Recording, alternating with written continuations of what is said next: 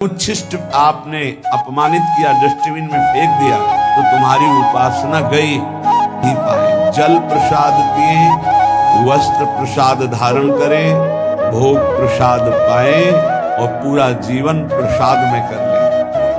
प्रसादे सर्व दुखानाम हानिरस्योपजायते। मान जाओ, मान जाओ। अमनिया को जहर की तरह देखो। अमनिया पाना हो तो जैसे जहर नहीं पाते ऐसे नहीं पाएंगे, कुछ भी अमनिया नहीं पाएंगे।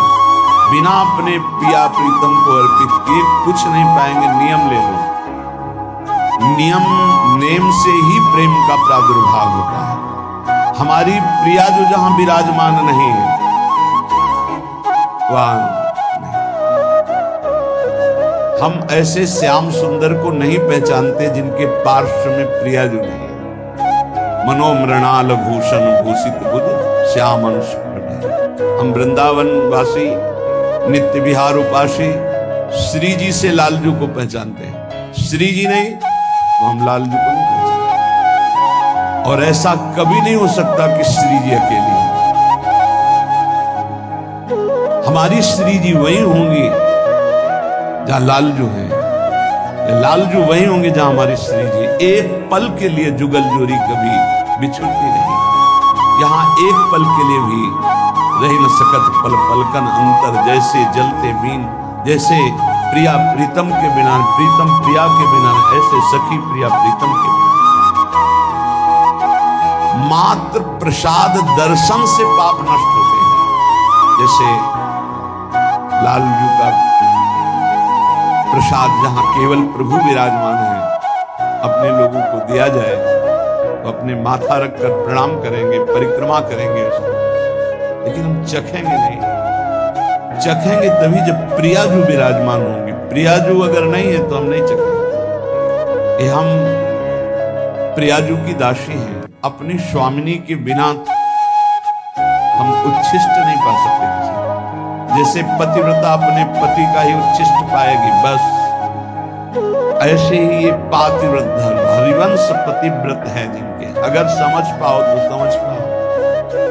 अगर ये पातिव्रत धर्म धारण कर लिए तो महान सर्वोपरि नित्य विहार रस स्वाभाविक प्राप्त हो जाएगा। ये ठसक, ये समर्पण, ये अनन्यता और ये मत डरो कि अपराध हो जाएगा, क्योंकि एक ही तत्व है।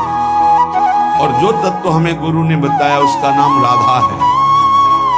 हम श्री राधा जो चरण निवास, बस सबकी उपासना हो गई।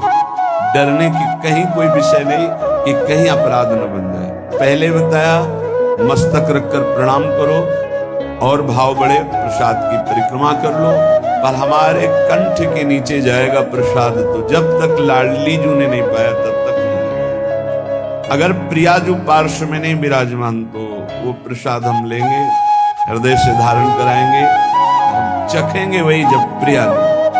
यह दिव्य प्रसाद प्रिया पिय को, यह अनन्यता है हमारे प्रिया प्रीतम के प्रेम रस की।